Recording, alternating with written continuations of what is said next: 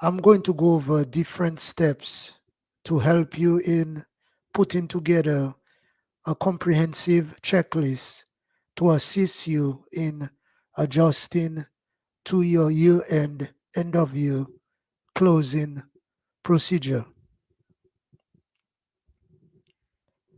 The first thing to do is record and reconcile.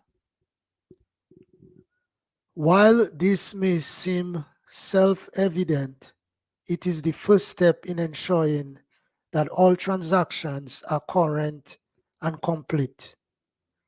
Nothing is missing.